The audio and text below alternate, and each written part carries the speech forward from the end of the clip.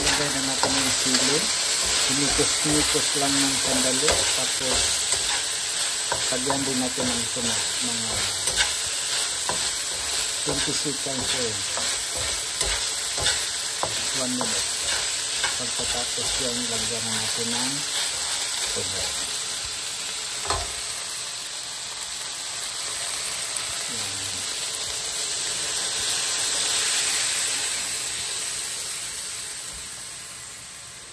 Yan po ang niluluto ni Joe. Ang ulam po ni Joe is ginataang chicken. Yan mga loads.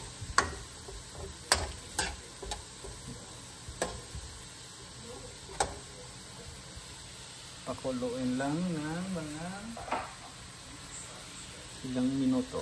So hanggang ano na siya, malambot na o kunting sticky yung sabaw.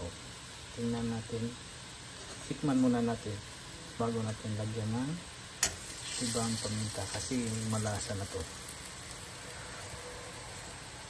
Kulang pa. So lalagyan natin ng pepper,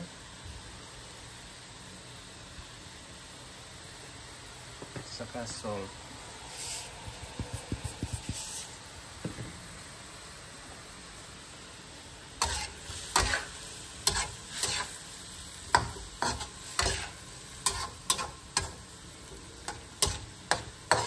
So yung sili dyan, ano lang yan, naka-design lang. Hindi natin chop kasi ayaw ng asawa ko na manghang. So nilagay ko lang yan na nakaganyan kasi pag sinachop natin yan, sobrang anghang. So baka mag-complain na ang anghang naman. Lagi namang nagko-complain ang anghang. So, kaya hindi natin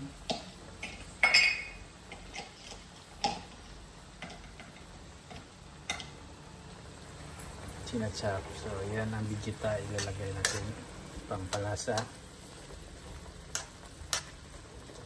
So, mikos-mikos. Kailangan ng malaki para maganda.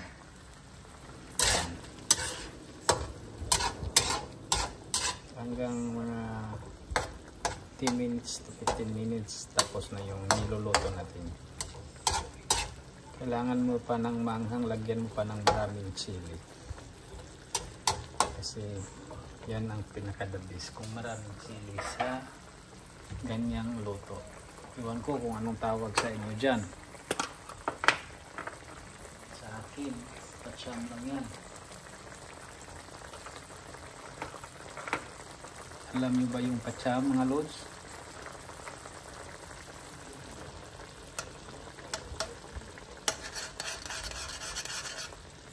Lalagyan natin ng pangpabango.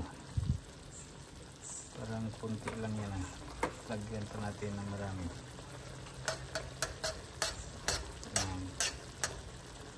Pangpakulay sa